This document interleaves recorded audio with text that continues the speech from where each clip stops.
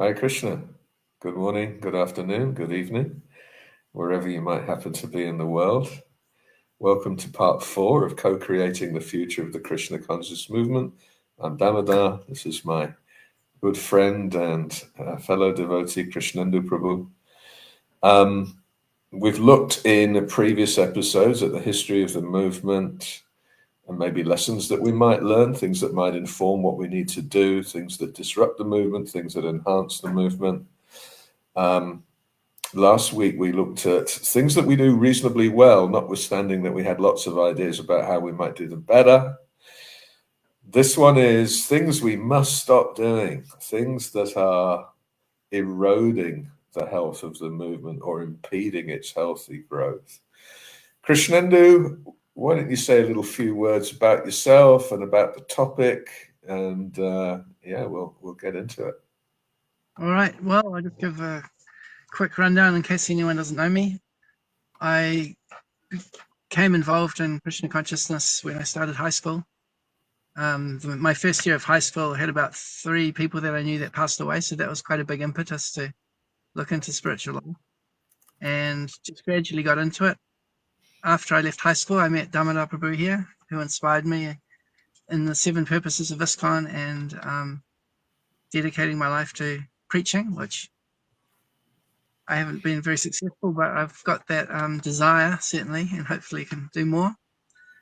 In particular, I was a teacher for about 10 years. I've done some Sunday school programs and congregational preaching.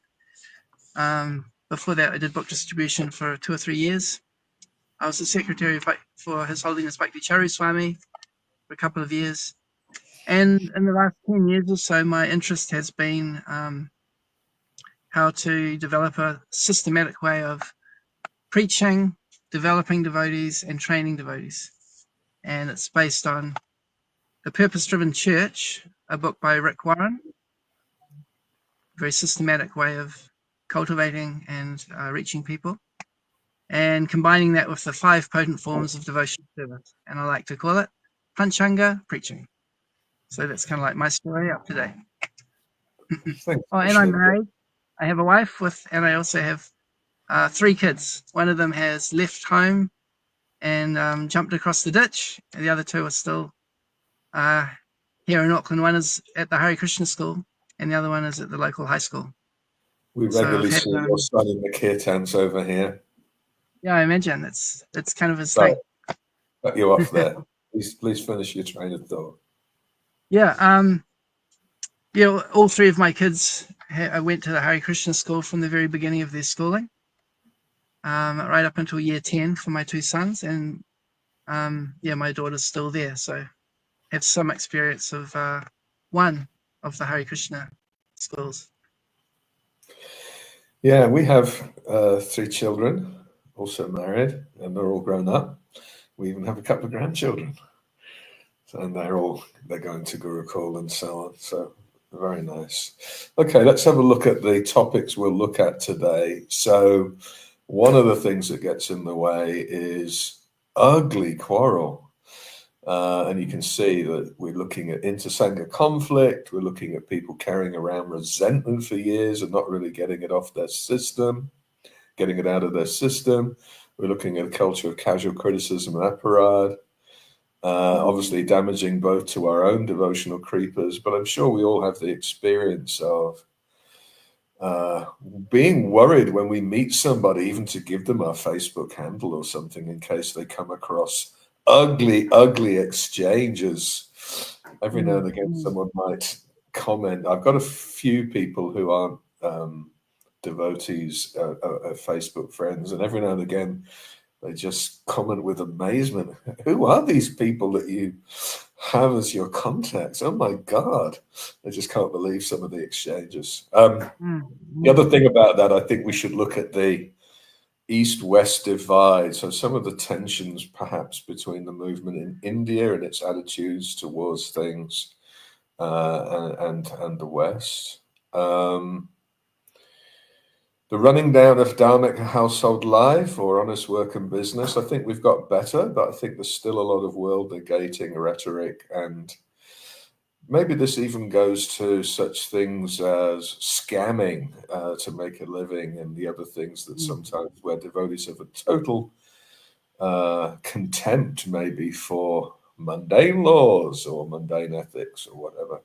Neglecting elders, including offending sadhus from other branches of the Chaitanya tree. Hypocrisy, self-serving leadership, unprincipled decision-making, antipathy sometimes towards competence. Lack of accountability, I would include in this section. Yes, that's a really good point. Maybe we have our own oligarchies that are beyond reform, which is a real worry. Neglecting outreach, but also leaders making really comfortable situations for themselves, in particular sannyasis that are a million miles away from sannyas dharma. The whole my guru is better than yours, neglecting reading Harikatha, sloppy sadhana, turning kirtan into a business or a talent expo, and fanaticism and dogma. So we've got our work cut out, Krsnendu. We've got a lot of things to get through. Let's start from the first one. I think that's a big one. Yeah, so what are your thoughts on the culture of quarrel? How did we acquire this? What is going on? Why do we do so much of it, even though it's really rubbishing our presence on the internet and so on? Well, this is a discussion that you brought up previously, and I haven't answered you personally about a particular thing. And I think this is the nature of the medium. I haven't really engaged that much in Facebook with those that are not devotees, I guess, but I have seen that others are also having quarrels on particularly Facebook as a particular social media. And the nature of the medium is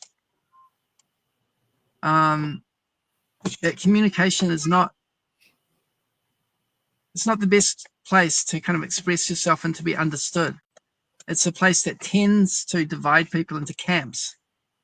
And just observing the result of this medium, you see that people pretty much pick a position and then argue for it, and the other person picks a position and argues for it, and nobody ever seems to get any further understanding from the other person. I can think of one example where one devotee was communicating with me. That was through private messages, where it did change my opinion, believe it or not, on something.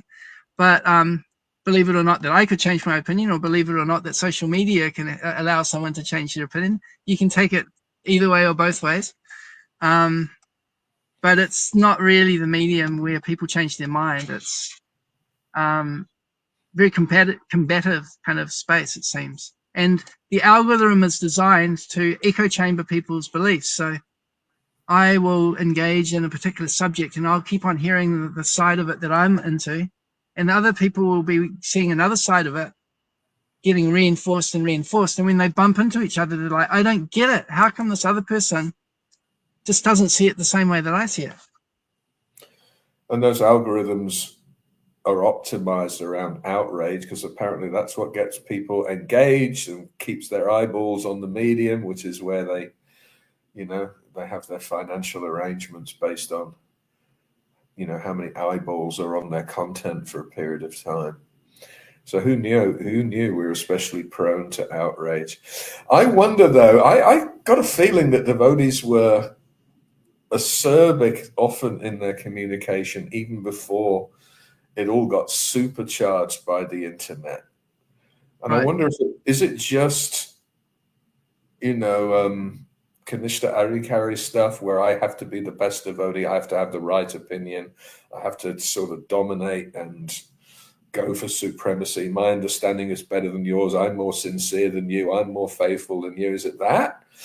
Is it some kind of strange imitation of the smashing technique or the chopping technique? We've maybe seen Prabhupada speak uncompromisingly and sometimes in black and white fashion, and we think, right, I'm going to have a go at that. That looks like fun, smashing people.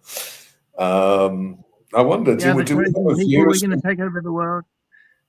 Is it just the Kalinga stuff, that quarrel is just endemic, and you have to be a very disciplined and restrained person not to get sucked in. That's certainly a factor. But I think you are onto something, that amongst devotee circles there is a kind of a culture. Like, for example, I heard that one sannyasi used to have a booth at the university, and it said, "Krishna Consciousness, the undefeatable philosophy. Prove me wrong," or something like that, you know? And he used to argue with the people that would come in. And that devotees still basically does the same thing to this day. Now, there's a few things in this quarrel. I mean, they might play out on simple things like points of philosophy, or it creeps ever more increasingly now into sort of political differences of opinion, or things like that. I'd like to explore the inter-Sangha conflict, so we know maybe why it's happened. We talked in our history sessions about Srila Prabhupada being super cautious, feeling maybe one or two of his godbrothers were zeroing in on his disciples with a view to either undermine him or steal those disciples. So he created these divisions. But unfortunately, it means that now for 40 or 50 years, there have been tensions, sometimes especially ugly tensions between the Sanghas, lots of thunderbolts thrown back and forth, the most scathing critiques sometimes of the other camp.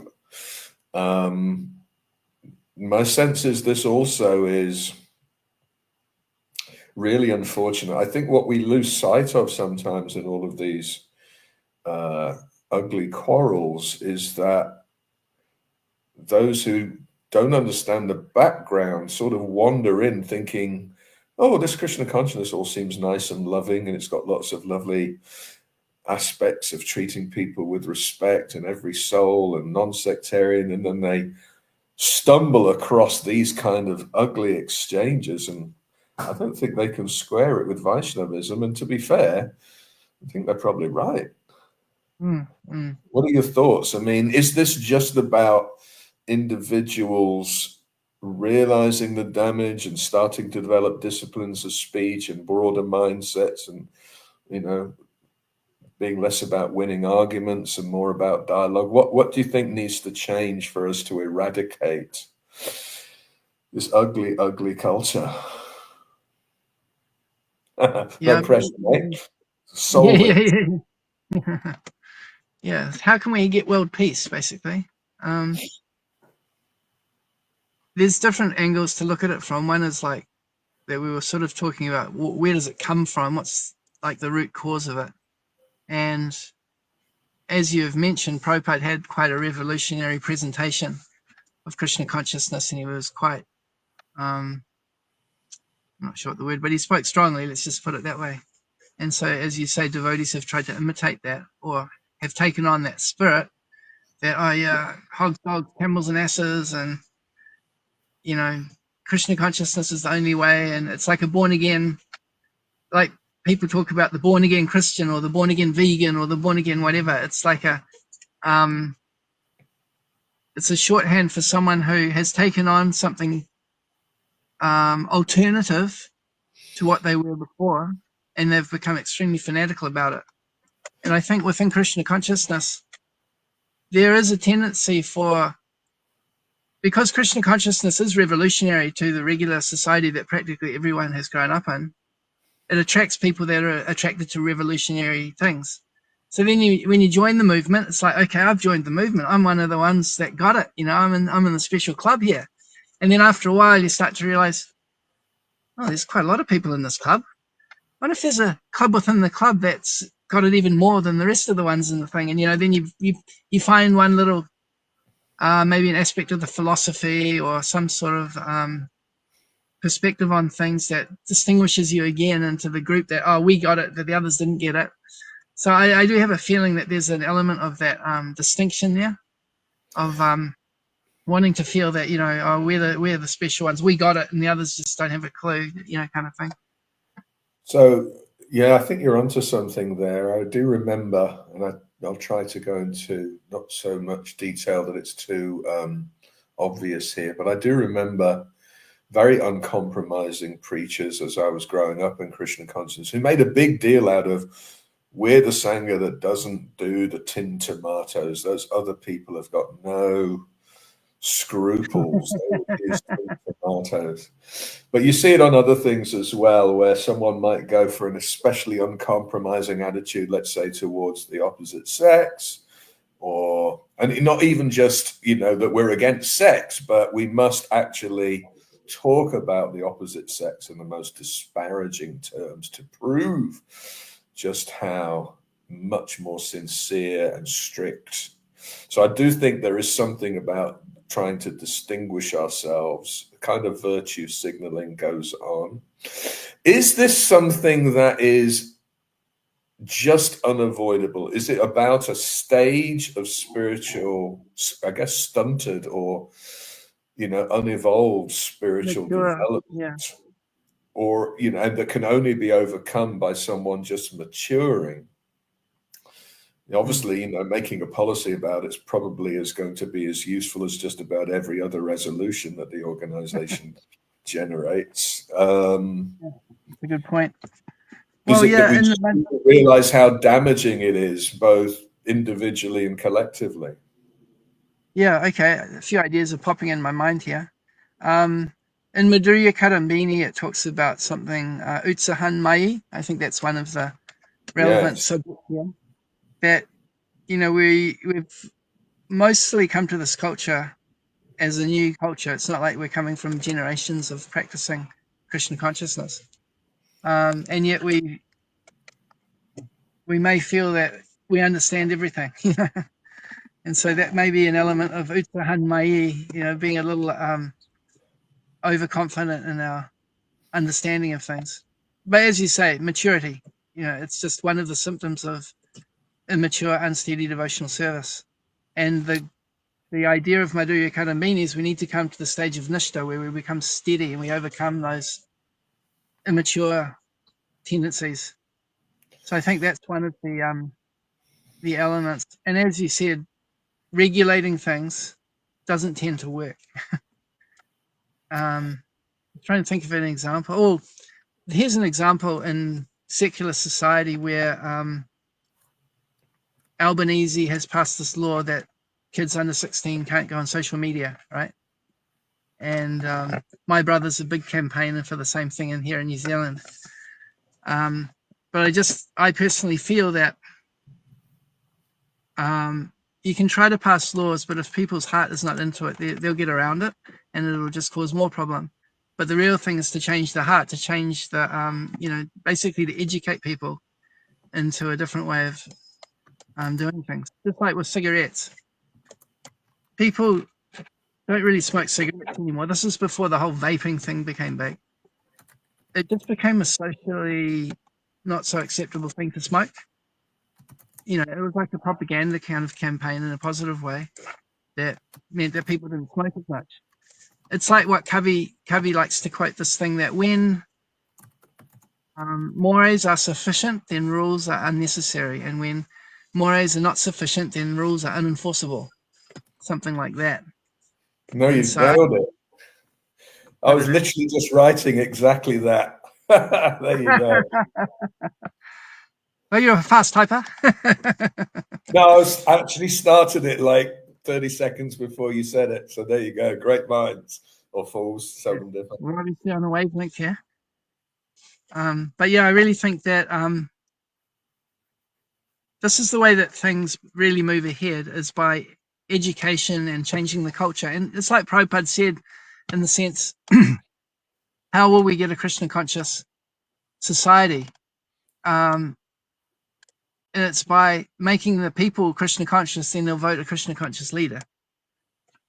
And so his mission, when you look at the 7 purposes of ISKCON, is very much about education and changing the values in society. So I think that as a smaller society, the Hare Krishna movement, we need to also think in those terms as well. Like, what is it about our culture that is a problem, and how can we train devotees? Like, just very basic things, like imperfect listening, just to learn that skill and practice it. If we like suppose that I'm a leader and I have some influence over a group of devotees. If I can teach that skill to the devotees that I come in contact with, and they start practicing it, that has to be a positive thing. It has to be, beneficial, because it'll help people to understand each other better. That kind of thing. So I particularly mentioned the conflict between different sanghas. I wonder if, along with maturity about how we express ourselves, there's also something about holding on to past hurts. As devotees, I think we have been equipped with some of the best tools for dealing with our suffering in this world and not carrying it around, and sometimes even wearing it as a badge of honor. So I wonder if there's a term I've used in the slide there, nursed resentment. So it's not even that it's, there was some injury that was a legitimate injury whenever, but actually we cultivate it. We pick at the scab. We show it off. Just see how I was wronged. I was injured. And it becomes a kind of victim identity. There's the kind of hero hypothesis, I think it's Jung, who argues that we all identify with different archetypes. And the victim is a sort of archetype hero, right? I was wronged in all of these ways. And it's scary that people can carry it around sometimes for generations. Now, I mentioned that in relation to injuries that might have been caused by inter-sangha conflict. And I suspect there are even people now who didn't personally experience, the barbs and the slings and the arrows, but have nonetheless acquired a group resentment towards this person or that person or this group or that group. It's a little bit of a worry. And I also worry that there might be people who legitimately suffered within, say, ISKCON, some painful experience. Maybe it was a bad manager or a bad decision or something.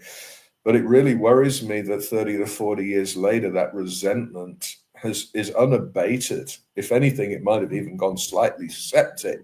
And it's become a preoccupying mindset. It becomes the lens through which one sees the entire movement. I hear someone glorifying a devotee, and it becomes intolerable to me. I have to put in the other side. Don't you know about this person's disqualifications? Almost to the point where it's almost impossible now to speak highly of a devotee without someone wanting to come in and, pull them down.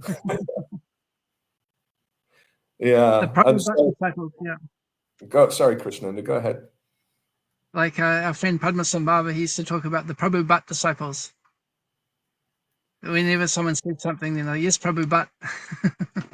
The Prabhu Bhatt, yeah.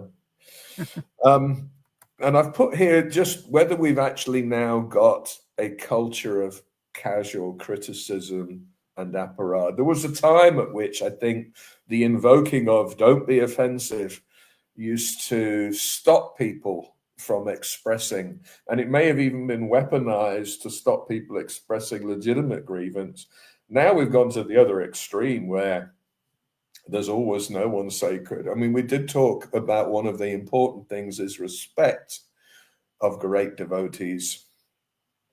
I worry now that almost no one's sacred. Prabhupada also comes in for criticism, what to speak of, other acharyas at the helm of institutions. And,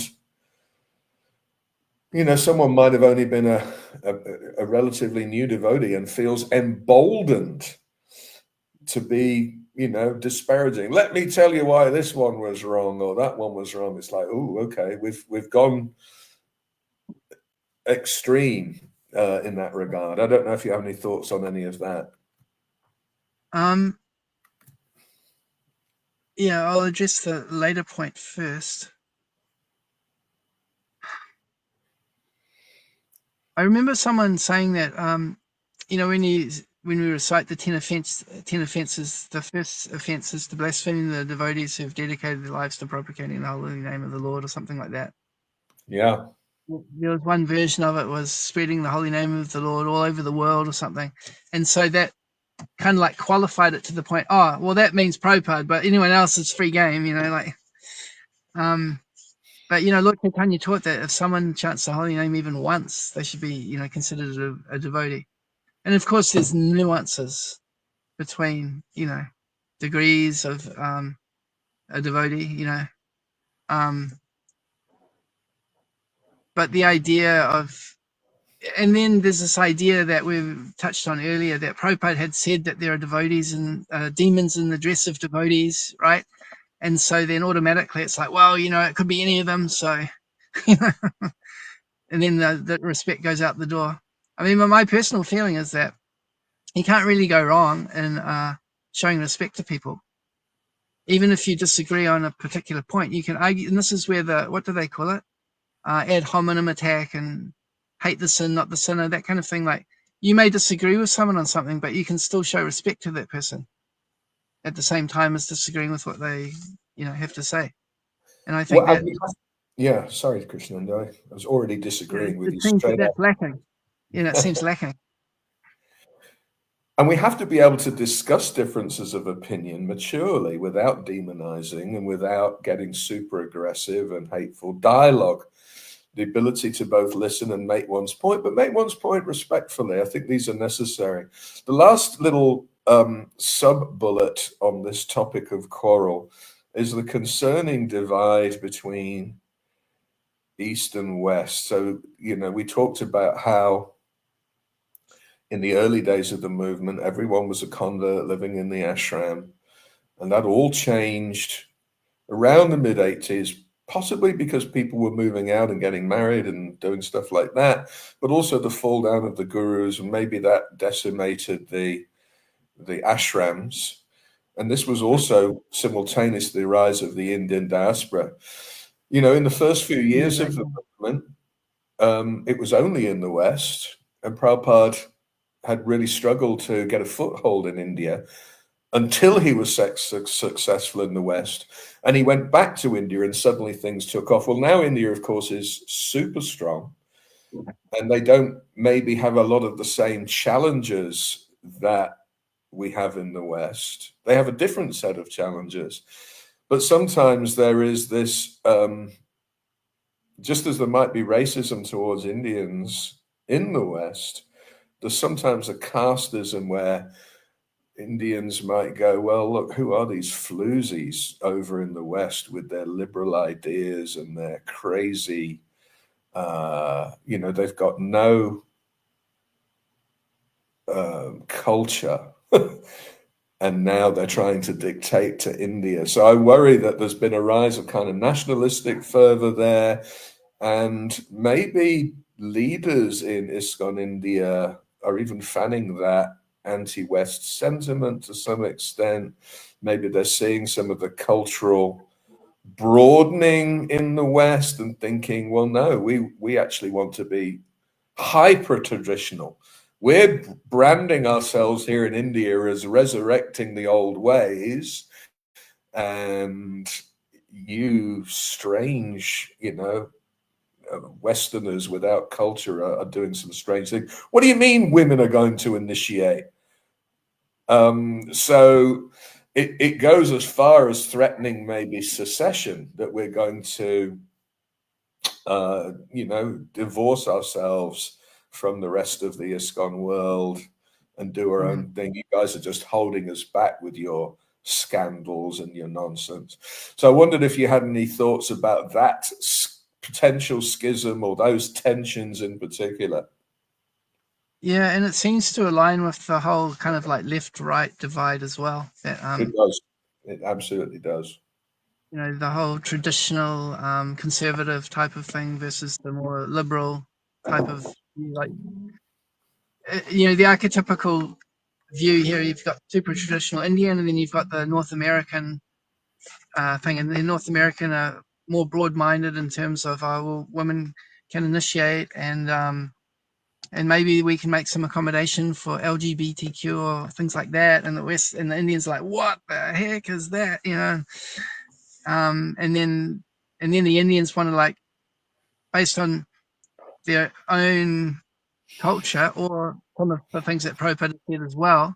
It's like, well, Prabhupada said that women shouldn't go to school; they should just get trained to be mothers and stay at home. And then for a Western mind, it's like that just doesn't match up. So you've really got each of these points of view can justify itself based on different things that Prabhupada has said and different things that Prabhupada has done at different times. And so it's like, how can you get that unity and diversity? It's a big challenge. Well, I think you've hit the nail on the head. It's actually other almost psychological leanings towards either conservatism, maintaining the tradition, doing things the old way, versus innovation or experimentation or adaptation to new contexts. The Western world, we absolutely have to think, is the way that we've done things to date working? Do we need to consider softening some attitudes or changing some approaches? We don't want to abandon the tradition, but there might be times, and we'd look at Srila Prabhupada's example of being quite broad-minded and without changing our principles, thinking about what the experience might be like for the Western convert. So yes, there's something about respecting both the broadness, the innovation, and the tradition. I think maybe because the tradition works without any tweaking, perhaps in India, they might go, well, clearly this is the success formula, and these Westerners have gone off the deep end. So it would be great to see that there's, both tradition and innovation are welcomed and celebrated and practiced, and that we don't try to put Srila Prabhupada in either bracket. Again, I do think there might be an element of, when you talked earlier about distinction, we are the most traditional, we are the most strict, we are the most sincere, we understand Varnashram, unlike you irregular, corrupt, floozies over there. Anyway, so I thought it was worth calling those things out. I definitely consider this to be the single most problematic impediment, and it's an own goal. This is a problem of our own making. It's a result of our own immaturity. It may be a result of us striving for distinction, as you said. Any final thoughts on that before we perhaps move to the next bullet? Yeah, well, the consequences of it, well, maybe I'm not sure if it's the consequences, but simultaneously, there's very few Westerners taking up the Krishna consciousness relative to the number of Indians. And so it's very much becoming a majority Indian movement, even in the West. And it's, Prabhupada, to give the example, when Prabhupada went to Africa, he says, look, I didn't bring you to Africa to preach to the Indian people here. I want you to preach to the local people, right? So when there's so much emphasis on, Indian superiority or something like that, then that may be a factor in why there's less Westerners taking it up, or there's so many Indian devotees kind of like joining and becoming part of the program that overall the numbers are going up. So it's like, oh, we're a success. But then there's a huge group of people, especially in line with Prabhupada's vision of expanding beyond India, a huge group of people that's being left out. And in order to attract them, we have to see, well, we need to do something different, because what we're doing now is not attracting those local people in different areas. All right, let's move on to running down or neglecting dharmic household life, honest work and business, launching children. Now, as we discussed in the last session, I actually think we're getting better at encouraging people to make their way in the world and be successful in the world. Not that there's seen as a conflict, between being a good devotee and being successful in the world. There might have been a time, I mean, certainly when I joined in 1984, very few people worked and had a job outside. Most people were ashram dwellers. But now it's very much the other way around, and I think most devotees would actually want to have a decent income and look after their families well and so on. But I do worry there's still rhetoric that runs those things down, and perhaps impedes.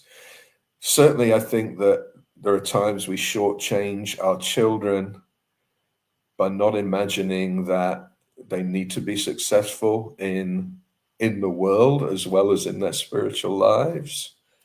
And yeah, I think ethics, which I mentioned earlier, there might be a sort of, who cares about tax regulations? Who cares about speed limits? Who cares about the laws? We're doing everything for Krishna. We have a license to operate outside of the law. Who are these mundane people with their stupid laws? So I think there's a number of things where there's a kind of antipathy towards the world still.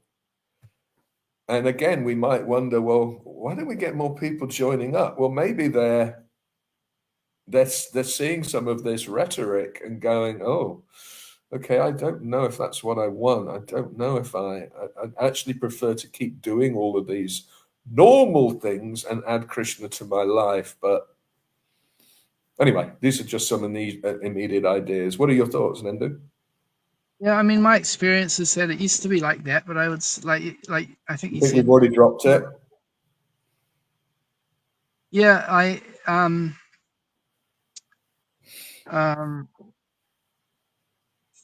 yeah, like the idea of, let's say, occupation, that it doesn't really matter about, getting a good profession and everything.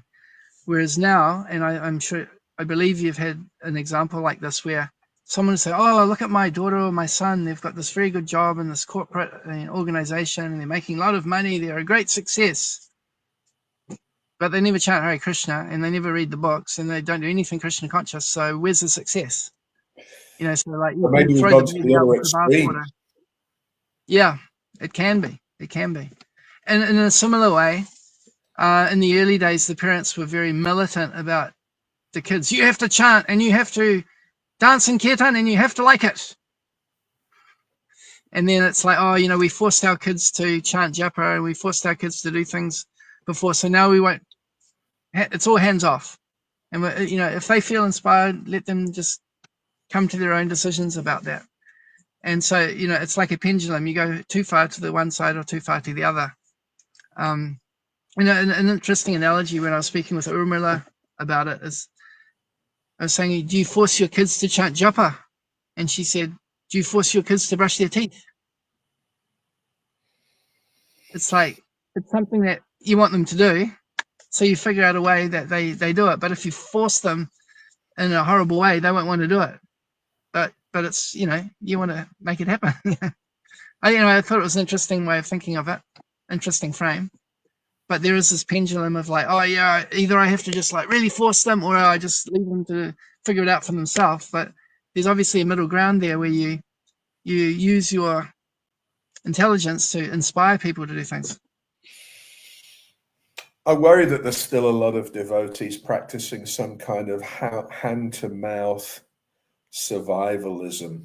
So even though maybe there is a generation now that's gone out and get, reasonable paying work and, pay their taxes and are also good citizens in the world, there are still devotees who maybe run around with stickers and doing various forms of scam. Maybe they scam benefits that they're not actually legitimately entitled to, or they falsify tax returns, and they do it with impunity because maybe there's some kind of hostility towards mundane institutions or a sense of being above the law, that these things don't even matter, or that they're just mundane considerations. What are your thoughts there?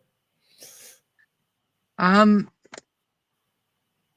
definitely experienced that in the past. I'm not sure if I don't, at least You where think I'm it's living, eradicated now?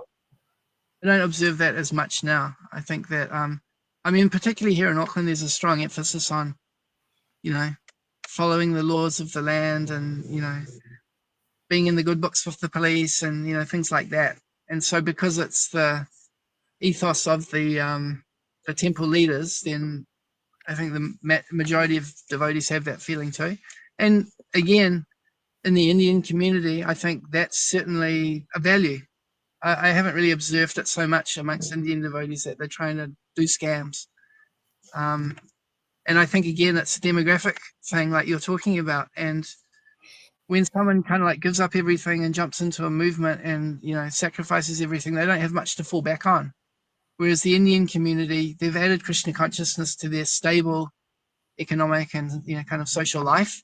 So they don't have to resort to those, dubious methods. I don't know. Is that what you've observed as well in terms of the Indian community, or Yeah, they also a bit dodgy? I would say most of the Indian diaspora that have made a life for themselves in the Western world in particular are economically very successful. And therefore, they don't resort. I think there's an old Benjamin Franklin, I think it's Benjamin Franklin, poverty ruineth the good qualities of a man. So I think people do desperate things when they are poor, and they might even feel it's completely justified because it's survivalism. And I think there are times where we overlay a little bit of transcendental philosophy and sort of justify it. I don't think we're seen as a cult so much anymore, although there may still be some residual beliefs that the movement is that way, but certainly behaviors like scamming don't help in that regard. Mm. They're seen as cultic kind of attitudes.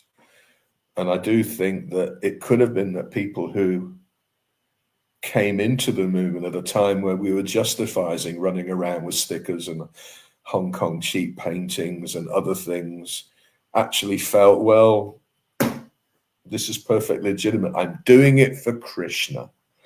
And therefore, don't come here with your mundane ethics. Ashvatthama, poor old elephant, is dead, and Krishna endorsed that lie, so I'm lying for Krishna. So I do think there's a little bit of that maybe left, but I think, as you're right, there's probably a mindset that's dying out. I think we could probably do more to eradicate it. I think one area here which is a room for development is the topic of today. Is Prabhupada spoke about the Varnashram system is the 50% of his work that he hasn't done. And what that essentially means is providing people with a stable social and economic basis that they can live their life that's favorable for Krishna consciousness. You can get into details about that, but that's the essence that Prabhupada saw, that particularly in the West, the way that the society is structured is not very favorable for Krishna consciousness. And so he wanted particularly you can see the people that joined the Krishna consciousness movement in his time. There was many hippies, and the devotees kind of gave up everything, and then there was nothing for them to fall back on. And then when they fell down, then where did they go? And he could see that there needed to be a structure that provided that basis so people can live their life, make a living peacefully, and then practice Krishna consciousness, without having to resort to the dodgy type of things that we've been talking about.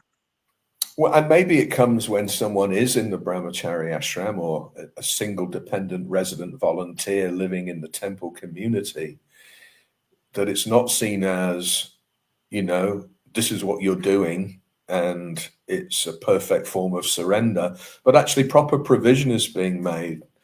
Like, the education is supposed to be setting someone up for life. But if there's a kind of denial, no, you just do your surrendered service, and one day when you don't want to do that anymore, then you figure the rest out. But actually, there should You're on be your some. own, buddy. What's that? You're on your own, buddy. Good luck. Thank you. We have no more use for you.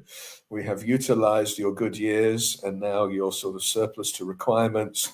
Have a nice life. Good luck. I hear it's tough out there, so, you know. Yes, I do think there's a little bit of that. And maybe this ties in with some of the other themes that we're going to look at about the haves and the have-nots. Some people have thrived off the economic arrangements within the society, and other people haven't necessarily been a part of that, and often are left to fend for themselves without having much of a life plan or proper arrangements in place. So I think there's a systemic component to this, which I think is what you're touching on there. Let's have a look at what we have here. So let's move into this neglecting of elders. I think it's related. You know, so many people have joined the movement since Srila Prabhupada introduced it to the West. You know, there are many, many 40, 50, 30 plus year practitioners. And I get a sense that most of them aren't in a sort of thriving, you know, a role of institutional significance, no money worries, felt to be important, felt to have influence, all of those kind of things. In fact, it would seem that it's more commonplace that after you've practiced for a couple of decades, you might find yourself in the fringe and not feeling like you have a voice and not feeling like anyone who even cares or even knows who you are. And meanwhile, there are certain celebrities who are everything. You talked, I think, in one of our earlier sessions about making the distinction between the Shiksha guru, someone who is able to give great guidance and have a, you know, a great role as providing shelter and support, versus Diksha, the person who happened to give me initiation. And it may be that there's a lot of devotees of great experience and worth and capability that are just on the sidelines and sort of left out and perhaps not valued or appreciated or even seen. And this seems like a real travesty. All of that talent kind of going to waste. And maybe just a few celebrities enjoying all of the reverence and the praise and the appreciation and the airtime. So I wonder what you think about that, how big a deal that is in terms of holding the movement back. Yeah, I think there is definitely like a kind of an oligarchy situation where there's a few devotees that have the control, and then there's the masses. And I really feel that there's an opportunity to engage the mature devotees in the role of wise elders, I guess, and particularly through small group gatherings. It's interesting because I was talking with one devotee at one point where I was saying, the temple is going great. You've got these festivals and lots of people are coming from outside, and you know that looks really cool. What's next? And then they're like, well, we're going to get some people from India to come and teach classes and things. And immediately I was like, why do you have to get someone from India when you've already got devotees here that are experienced and, you know, are good teachers also that could be teaching? You just need to spotlight them a little bit. But it's all about, the ones from India, they're another category, they're more special or something. Again, the East-West thing is coming through there to a large extent, but just the not appreciating the people. I guess the Bible things say that a prophet is not appreciated in his own neighborhood or something like that. But and then the other thing that I mentioned to that devotee, what about developing groups, small groups of devotees that they can, support each other? Oh, no, we don't want groups. You get groups, it's politics, and then we'll lose control. Well, he didn't say that, but this. what I understood from it. Politics means, people will actually think and have an opinion about things, and we want, if we want their opinion, we'll give it to them. So it was interesting, these two elements, that they want to import the teachers, even though we have qualified people here, and they don't want devotees to get into groups and, share the wisdom amongst each other. So I thought it was an interesting thing, and I kind of disagree with both of those points of view. Well, and I wonder if it's rooted in the leadership style of many leaders, where they don't think of consultative leadership or participatory leadership, istagosti, giving everybody a voice, making decisions by consensus, inviting in the older, more experienced devotees, whether they actually think this is a threat, because they might say things that, aren't in tune with the policy I want to pursue. And I don't want the younger devotees confused. I just want them to be, doing what I want. And whether they even feel a little threatened by experience or competence or alternative viewpoints. So it is a worry. I feel like it's a real travesty. So much talent that Srila Prabhupada awoke the faith of and elicited the commitment of. They dedicated themselves to the movement, but now seem to find themselves left out of the conversation. And, maybe someone will be kind enough to offer them a cushion during the arti, or during the class or something. But are we really interested in hearing their viewpoints, in their experience, in their skills, or is it that they're just something figurative, that we'll put them on the shelf and we'll say, oh, you're a Prabhupada disciple, so Token senior devotee. Token senior devotee. So I do think it could be related to, I worry whenever any society breaks into the haves and the have-nots. Many of these older devotees may have joined at the same time as the current guru population, but relatively speaking, their wisdom, their experience, their insight is not treasured quite to the same degree. We might say, oh, tell us some stories about how it was in Prabhupada's time. Maybe they'll get that on a festival day. But actually all of that experience and talent, should be more active. And, this is where we might have to explore the causes of this disillusionment. Did they retreat to the fringes because they were disenchanted or hurt in some ways? One of our topics next week, when we talk about the things that we must start to, is very much about healing and the role that the current leadership may need to embrace about re-engaging all of that talent and helping to clear out the hurts and so on. Most of the time, it seems that the leaders, gurus and so on, they're having a great time, being fawned over by disciples and people turning up to their keynote speeches and their kirtans, so they might not even notice. Maybe they'll throw a morsel of respect from time to time to a senior face that they see in the crowd, but there's not the same sense of sharing the limelight, sharing the airtime,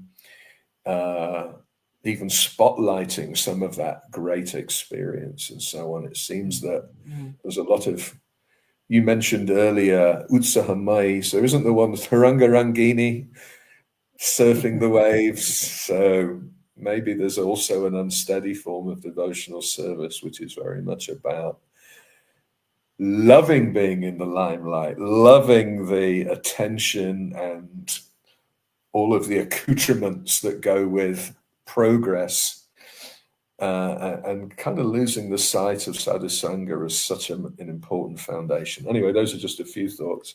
Anything else on the neglecting or excluding of elders? Yeah, I mean, I just want to reiterate, if we're talking about things that we need to start, is really making more of a conscious effort to get devotees together and cultivate community in different ways.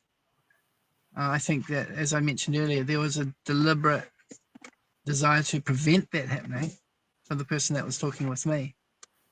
But rather, devotees need to have a support network of people that they know well, that they trust, that they need to learn to develop deep relationships with. And that doesn't happen in huge crowds. That happens in small groups. But it requires trust, because when people are in small groups and they really share their mind, you can't control that. You may be able to control what is said in a class in front of a big crowd, but you have to trust people that if you empower them and give them some agency and give them like you talked about Ishtagosti, that you get some input from them and feedback from them. You have to trust that that will be a good thing, and that you'll be able to get some benefit from that you wouldn't have got just trying to do it all on your own with your own little group, your own oligarchy or whatever. Well, this is where I think that there may be an issue around even leadership competence. So I think a mature leader doesn't feel threatened by capable people, and in fact will always encourage capable people to be involved. The immature leader is very mindful of different opinions and the threat maybe of someone else having more influence than me.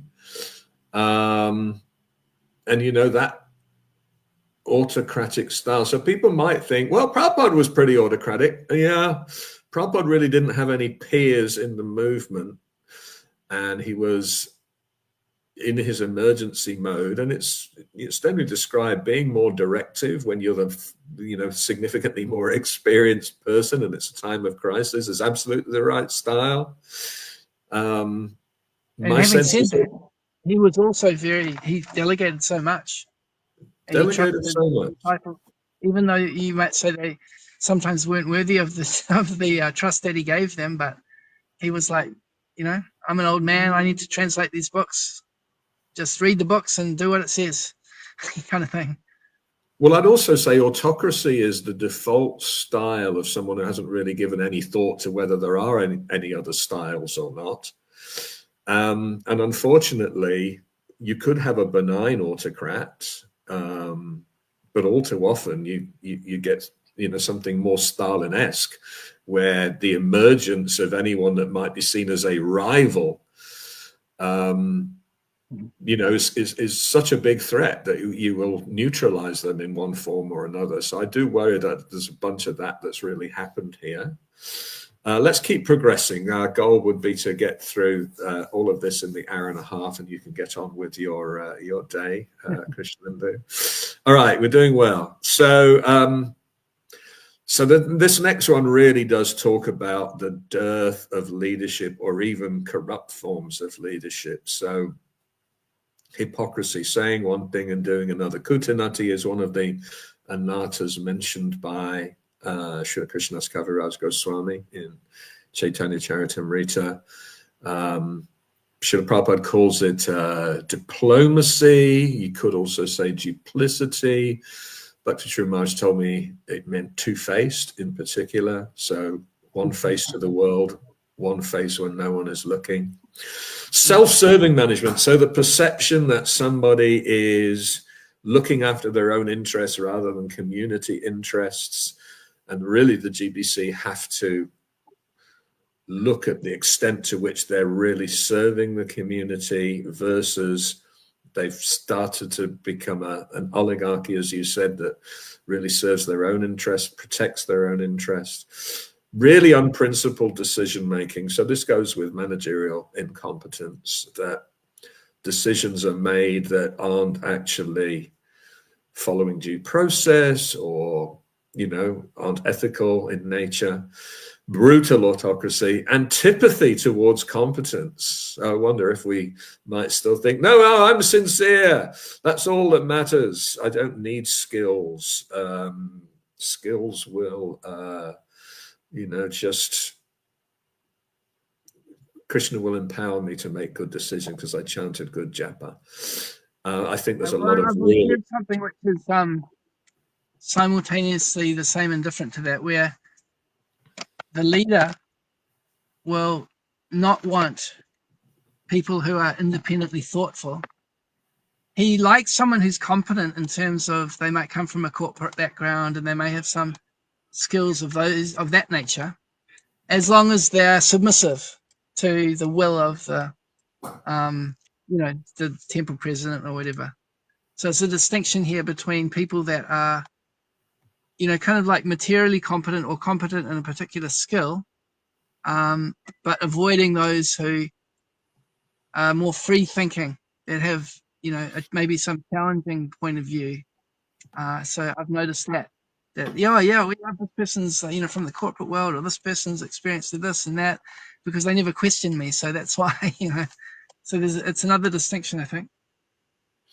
Well, it's a good point. If I'm mostly surrounded by people who praise me as God's spokesperson, the via medium between me and Krishna, and then some other Charlie comes along and says, hey, I think there's a few changes you need to make, it might be very easy for me to think, well, this is an enemy.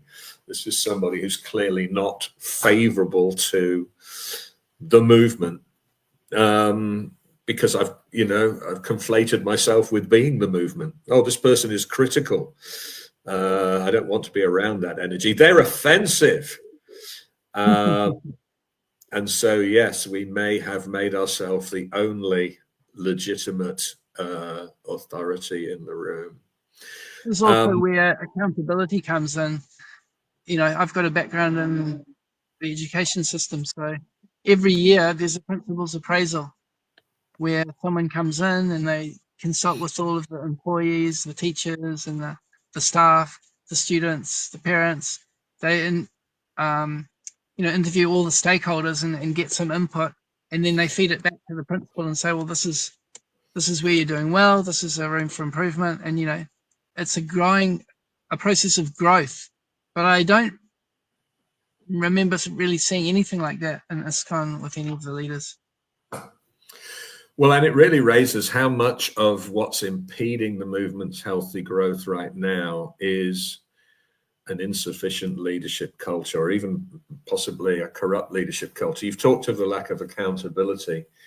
Is the GBC providing direction? Is it upholding trust in leadership? Or is it making serious, unprincipled decision-making based on self-interest? I mean, we've spoken a little bit about failings in child protection matters. So you could say there were some sins of omission. We failed to protect the children. But then it went further into sins of commission, when questions were being asked about the legitimacy of some gurus, the circling of the wagons, the creating of breaches of policy to circumvent the legal process, or to protect someone. So I worry that,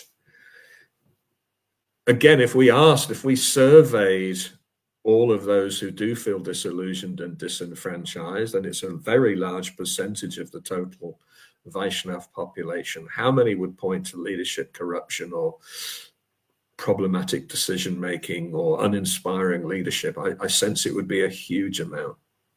Yeah, it's interesting. I'm just recalling an experience that we shared. I think it was in the mid to late 90s, where the GBC said, oh, we want to get feedback from everybody. And so we all got together. Remember, we got together at the school. It was with you. I remember Narayan Prabhu was there. Can't remember who else was there. And we got feedback from, devotees about things. And I remember you'd written a draft, and you'd written it in proper sentences with a bit of emotional impact. And I was a very naive young fellow. I just stripped out all the emotional language and just put bullet points, and it lost its whole impact. But anyway, that's just I don't even remember any of that. There you go. Oh, you don't remember that? Anyway, you were very gracious, and I'm not making a scene about it. But in hindsight, I was like, okay, there's a place for having strong language instead of just making a list of things. But anyway, we had this process. I submitted it to the local GBC, and I said, the one most important aspect of this is there has to be a response from the GBC to say, we've got this information, this is what we got, and we're, or at least there should be some, appreciation that you've given us feedback. And basically, I sent this by email to whoever it was. They wrote back and said, oh, okay, thanks for your feedback. And that was the last thing I heard of it. So it's like Rasamandala Prabhu, he does this exercise in his teacher training about what to do when someone gives you feedback. So what he does is, okay, everyone, I want you to write down your most favorite thing that you like to do whenever you have a day alone or something, whatever it was. You write it down, the people are writing, whole paragraph, and he goes, okay, now hand up your piece of paper. Thanks. And he takes the papers and he throws it in the rubbish bin. He says, how do you guys feel? And that was the experience that we had with this feedback. It's like, oh, okay, the GBC was wanting feedback. Okay, great. We'll send it to them. And then nothing was done about it. It just made the trust even worse than if they hadn't asked in the first place. And so the question that's bubbling up out of this, and we'll continue this theme next week, is, okay, we understand why Srila Bhaktisiddhanta and Srila Bhaktivedanta Swami Prabhupada's formed GBCs, but is the GBC, as it's currently operating, more of a liability or an asset to the movement? If it cannot be reformed or there's no accountability, does that become, a catastrophic failure? You could argue that with failures like the child protection, in any mundane organization, heads would roll. There'd be people who would fall on their swords. There'd be people who would be stood down or stepped down. And I think about a couple of years ago, a few of us suggested to the GBC, maybe given the light of some of these failures, you could submit yourself to some kind of review. And not only was it sort of almost laughed at, like what a ridiculously bold, inappropriate thing, Yeah. but even anyone who even signed the letter, there were recriminations. Well, maybe we should disband the Sabha if you're all going to be like this. And it was a real contrast between what we talked about in that session around the Guru reform movement of the mid-80s. Now, to be fair, everyone was still a relatively young devotee. People might not have been so entrenched in their positions at that time. But it just seemed like now this idea of the GBC being fully unaccountable beyond redemption. Lots of people argue, of course, that DOM, which is of course what established the GBC, Direction of Management, Prabhupada's paper from 1970,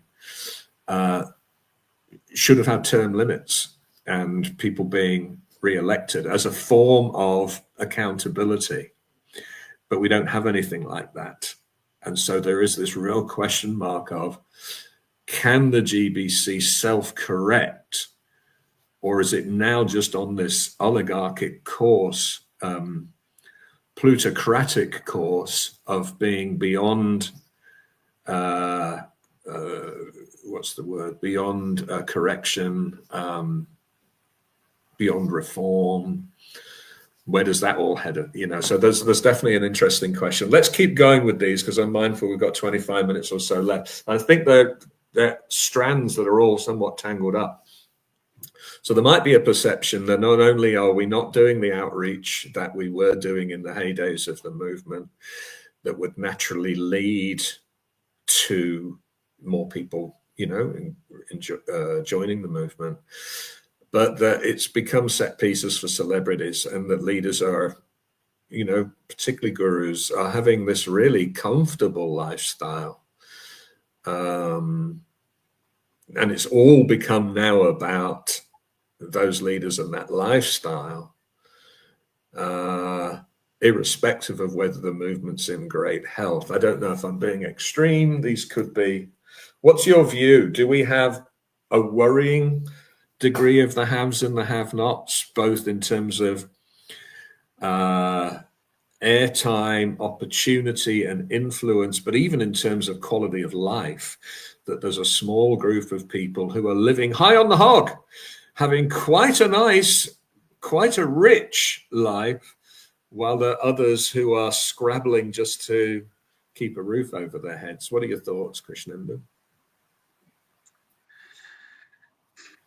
I mean, economically, it's kind of like a law of nature, like the 80-20 rule, that there will always be some that more than others.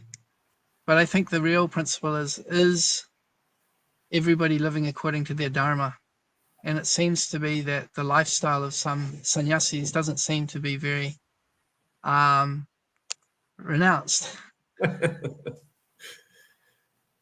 Well, and it's interesting, isn't it? Because there are, Varnashram fanatics who are all over the fact that women shouldn't be seen in public and they should be chained to their kitchens and their nurseries and their laundries.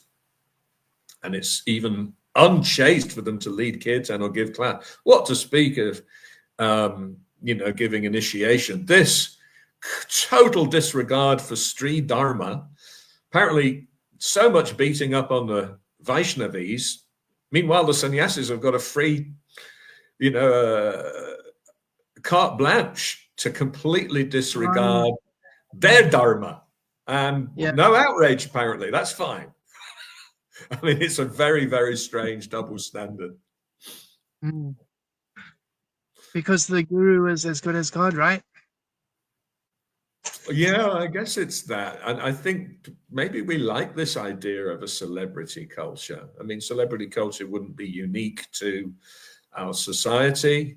How many column inches in newspapers or on the internet are devoted to what this celebrity's up to and that celebrity's up to. It is a little bizarre to witness all of that within the movement. And you'd like to think all Vaishnavas were afforded due respect, that we were very modest about our needs and living very basically. And you'd expect that the sannyasa ashram is meant to be showing the example of not accumulating that. I mean, sannyas dharma ultimately is going door to door, not knowing where your next meal would come from or where you'll sleep that night, to remind the householders not to lose sight of the ultimate goal of life. So you're meant to be ministering to the householders. And it seems quite the opposite nowadays. The sannyasis seem to be living in opulence. The householders are scrabbling. And the sannyasis are mostly ministering maybe to some householders, but maybe to just the young, impressionable devotees and the crusty the householders have the money, so, they do the programs there. Right, but are we catering to those with discretionary income and neglecting those who we don't see to be of any use in that regard? They're just flotsam and jetsam. Anyway, I'm trying to be deliberately a little provocative here because we're really trying to, ask questions about, is this serving the movement well, or is this actually impeding healthy growth? The movement might still be growing. Some people might go, why are you making a big deal? So the important word there is healthy. Have we actually devolved into something a little bit more like that soulless organized church that Srila Bhaktisiddhanta Saraswati Thakur was talking of,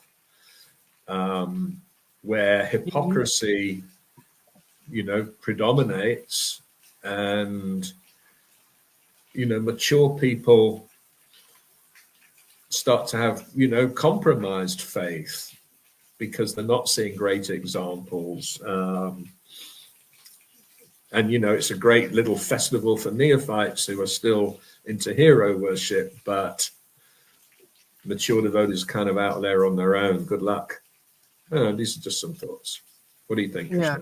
Well, and the question arises that if a sannyasi isn't living properly according to sannyas dharma, then what's the avenue that person can be corrected, or that they can get advice or help to correct their situation? I'm not sure.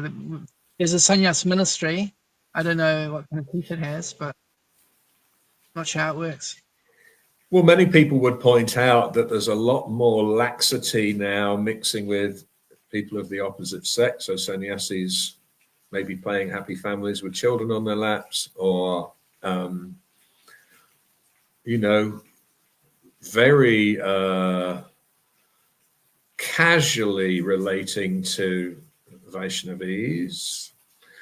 But to me, the fact that with a straight face, some sannyasi might make a video clip of, let me show you my new pad.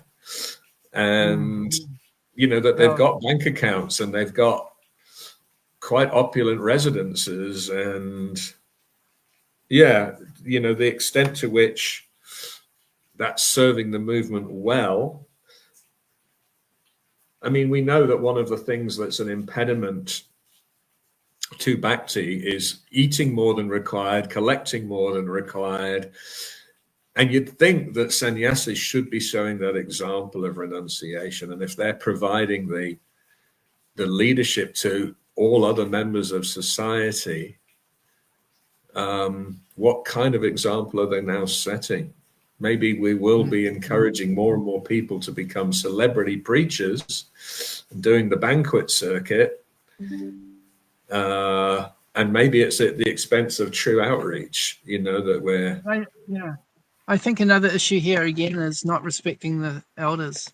And so all of the attention is going to the Diksha Guru, particularly, and those that are not, because there are renounced sannyasis, you know, who are not gurus, and they're like a second tier type of a guru, I mean, sannyasi, right? Whereas if there was more respect given to other seniors, then there wouldn't be this just all extreme, you know, wealth and opulence placed on just a few of those initiating guru ones. I mean, my personal feeling is that the initiating guru pool should be much broader and much more less regulated, I would say. Then it can take away the emphasis on diksha and put more emphasis on shiksha and what are the instructions and the example of the person, rather than, oh, are they authorized to make me a member of the society? Maybe in time we'll get more sannyasis who've been through all the other orders of life. They've done the whole household thing, and now they're actually looking to scale back and just become simple, humble preachers. But the worry is that those who got into this really early may have actually created a kind of griha. Maybe it doesn't have, you know, a family in tow, but it seems to still have all of the opulence that you might expect a fairly wealthy householder to have. Anyway, that's a concern. Let's cover off these last few items as well. So my guru is so much better than yours. Again, classic neophyte competitiveness. By saying my guru is the best guru, I'm basically saying I made better choices than you. I'm more fortunate than you. No. My daddy's bigger than your daddy. I mean, it's real, you know, childish kind of stuff. Yeah. And of course, it plays out in institutional. My guru is an Uttamadhikari, unlike your schmuck of a guru who's, you know, so there's lots of kind of unpleasantness in there. Neglecting reading and Harikatha, sloppy sadhana, observance of the four pillars. Obviously, any kind of laxity there is a threat to the movement. We've talked about the rise of Sahajism being an issue. I do think that even though I think it's great that we're getting more and more into kirtans, you know, the culture around really engaging in talking about Krishna consciousness topics, maybe classes are still something that people sort of endure. I don't think the quality of class is always that great and that engaging, and that the proper preparation goes in. But, you know, you go to a Sunday feast and you might find a handful of people sitting on the class. Most people are waiting for the class to finish for the kirtan or the prasadam. And I worry that the level of erudition particularly when Prabhupada spent so much of his time writing and gave so much of himself to making sure we had a full understanding of Siddhanta, I worry that we're just not doing enough of that to have a good command of the scriptures and the teachings. Your thoughts on that one? Yeah, I mean, Panchanga Bhakti, Srimad Bhagavatam, studying Srimad Bhagavatam with faith is very important. And if we don't have that proper foundation of the philosophy, and if we don't cultivate it, then we're going to be weak. Because that's the whole idea of the purpose-driven church is, or one of the ideas is about a healthy church where everything's in balance. So if all we do is kirtan and we just preach, but we don't read the books ourselves, we'll be unhealthy because we'll be out of balance. And if all you do is just read the books, but you never go and do the other things, go and share it with other people, then that's also not the right thing. Or if you only associate with devotees, but you never reach out to anyone else, or you just sort of hang out with the devotees, but you don't read the books and you don't practice your own japa and so on. So all these things are important for health. And again, I'll go back to my recent experience with Aruda Mataji when she came last week or 2 weeks ago. Her whole program was about building a relationship with the Bhagavatam with her kids. It wasn't that they would sit and it would be a classic Bhagavatam class where one person would just like read and the others would just sit and listen. She would engage with them.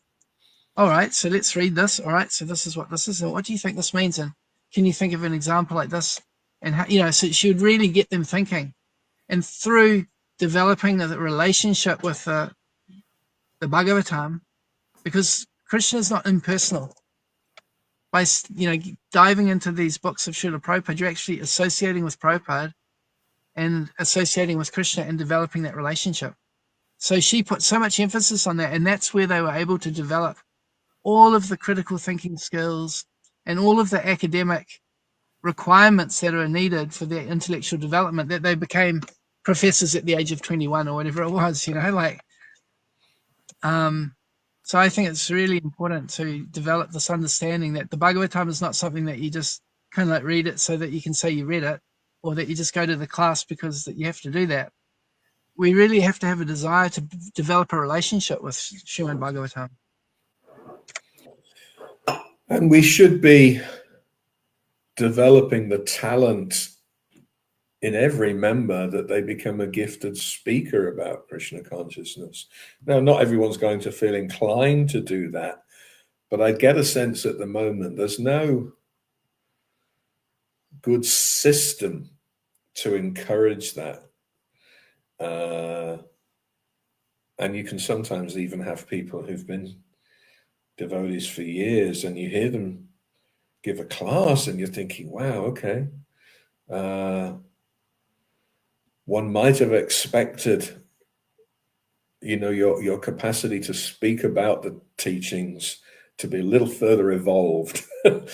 And that's a little bit of a worry. It feels like it's not something we've taken as seriously as Srila Prabhupada might have hoped and expected. And this is the sort of churning the boiling down the milk kind of metaphor here, I think.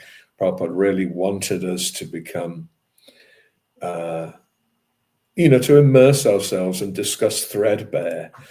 I really want to big up Krishna Dharma and Chintamani Tham for really running with that threadbare discussions as part of the Prabhupada Desh. I think that's a wonderful thing.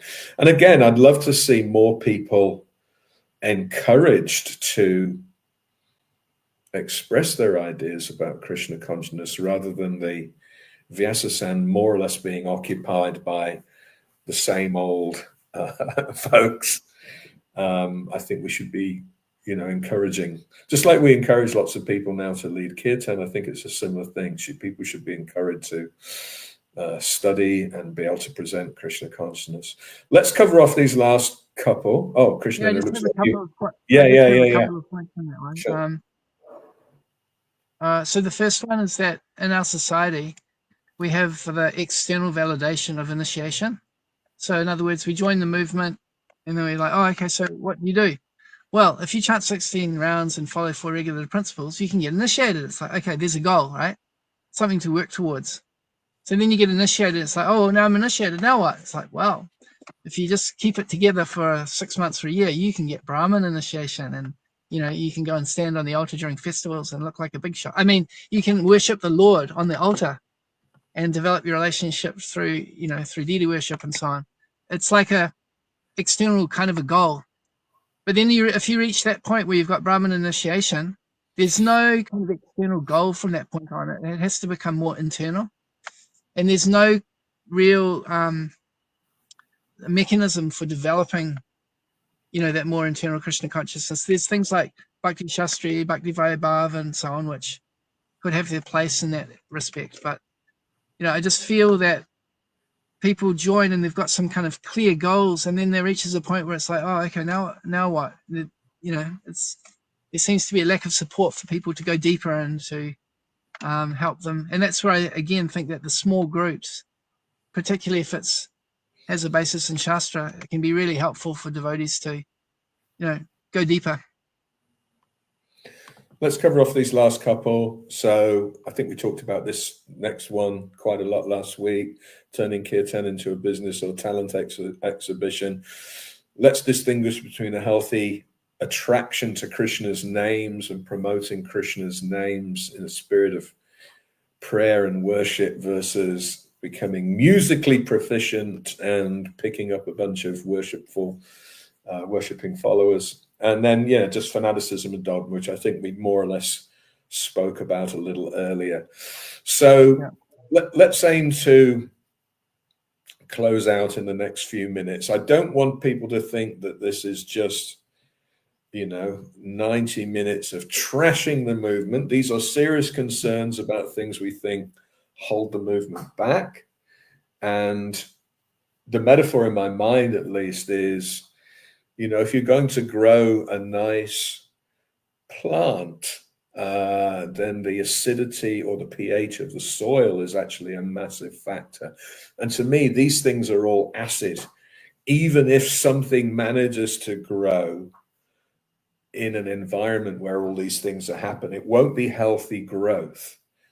It'll be mutating. It'll be the movement potentially going the way that it perhaps did straight after Shyamananda, Narottam Das Thakur, and Srinivasacharya. It could turn into something popular, but not necessarily healthy. And that's a real worry, because that might be harder to distinguish between something that's obviously so ill that it doesn't even attract anybody. It could be attracting people for the wrong reasons, promoting the wrong people for the wrong reasons, creating the wrong incentives for people to prosper, and even the wrong metrics of what constitutes progress and success. Those are some of the worries there. Next week, you'll be pleased to know that we are going to talk about, and this might be the most important episode really, where we're talking about real strategy. So what's some of the stuff that we need to start doing that will encourage healthy growth? So obviously we need to increase outreach, and that probably is related to the second point, that we need to heal some of the misgivings and hurts and other things that have happened. How do we re-engage all that latent talent? How do we have quality Ishtagoshti? We certainly could spend a lot more time carefully thinking out our messaging. It feels at the moment like the internet is a very disordered, chaotic world, and there's very little effort, even by ISKCON Communications, as one example of a team with that service, to think about what do we want to convey, to the world at particular points in time. Just strategy in general, I think we should have a big conversation about strategy, which is not just here and now survival, but it's actually deliberate thinking about what do we do next, where do we take things next, what do we optimize, and so on. So, you know, is there a plan to reach all people in all places, or is it just we've divided the world up into fiefdoms and everybody's just going to nurture their fiefdom? Maybe every now and again some person will go out and start something new. Once we have encouraged people to get involved with the movement, what is the roadmap for their ongoing engagement throughout their lives? Let's build the competence, and managerial competence is one, but even interpersonal competence, we're talking about just listening or how we have mature dialogue. And then even devotional competences. You may remember I talked about feeling like we've not necessarily passed on the secrets of great prasadam preparation as well as we might have. I think we have a lot of inconsistent practice of devotional competencies to some extent. Maybe this one should have appeared in the stop doing list, but we need to dismantle gender apartheid. So we need to recognize devotees in whatever body they might have manifest and give them all opportunity to become full participants in the movement, rather than saying, I'm sorry, but you've got the wrong biology, so you'll just have to stay at the back and be lucky to get a few morsels from the rest of us. We'll put one or two of you on the kirtan roster just to pretend that we're not, completely patriarchal. Okay, so yeah, rekindle that empowered and entrepreneurial mindset that we spoke of in the history, including, as you described there, Krsnendu, opening up the field to more and more gurus, recognizing the role of the Shiksha Guru, not only the Diksha Guru. Build out that social infrastructure. So you talked of Varnashram being a big part of what Prabhupada, was keen to introduce, and we heard that when we heard the expanded versions of the purpose of the society. So what are we doing to shape that? It looks like it's something that we've largely neglected. And then, even looking at synergizing with members of other mutts, maybe even having a multi-Sangha GBC. Wouldn't that be an interesting idea, that we've got collective leadership, but it's not just for one institution? And just general, the real need for leadership. So that's what we will be talking about next time. Krsnendu, any final words to today's viewers? Just some final thoughts. Capping where we started and where we ended up on the previous page. We talked about how there's a lot of conflict on the internet and so on, getting caught up in, generally small points or politics or whatever it is. But if devotees absorb themselves more in the Bhagavatam and share their realization of, more Krishna conscious nature rather than a controversial nature, that might be a positive thing. That was just one thought. Developing the skills of learning to communicate and then genuinely developing our Krishna consciousness. I think those two things together would make a big difference. Yeah, thanks, Krsnendu, and thanks as always for being up for these conversations. You have been a fixture from the beginning of the series, and I've always loved your thoughtful contributions. Thank you, everyone, for watching. Please do, if you haven't seen the whole thing, please watch the whole thing. Please comment. Please share. Please watch the previous episodes if you haven't already. And please join us for what I suspect might be the final in the series next week, things that we might start doing as a movement. Hare Krishna. Have a great weekend, everybody. Hare Krishna.